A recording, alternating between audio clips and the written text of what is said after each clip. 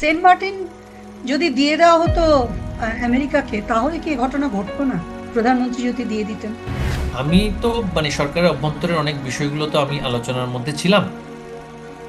একটি রাষ্ট্রের পক্ষ থেকে কিন্তু এই ধরনেরও আলোচনা ছিল যে মানে আমাদের পদত্যাগ যদি হয়, বা মানে আমাদের সরকারের যদি পদত্যাগ হয়, হয়তোবা এই নৃশংস এবং যেই মানে উৎখাতের যেই লং মার্চ যেটা এখন, সেটাও পিছিয়ে দেওয়া হবে। তারা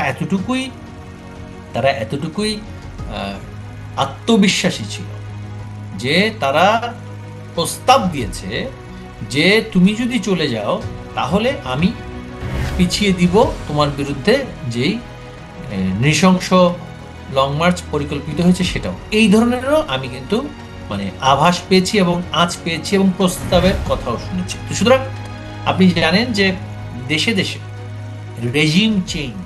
রেজিম চেঞ্জ করে নিজেদের একটা লক্ষ্য অর্জন করাটা কিন্তু অনেকগুলো রাষ্ট্রের কিন্তু এটা একটা প্র্যাকটিস। কিন্তু বাংলাদেশে মিলিটারি বেস করতে হলে তো আমার যে সবচেয়ে বড় দুজন প্রতিবেশী পরাশক্তি আমি বলবো, ভারত এবং চীন, তাদের তো অবশ্যই তাদের সাথে আলোচনা করতে হবে।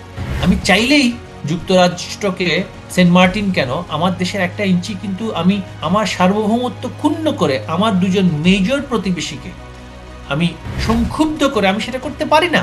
আমি চাইলেও সেটা করতে পারবো না। সেটা কিন্তু প্রতিবেশী সুলভ নয়, এটা আন্তর্জাতিক সম্পর্কের ক্ষেত্রে একটা ডিজাস্ট্রাস ডিসিশন। সেই ডিজাস্ট্রাস ডিসিশন আমরা কেন নিতে যাব?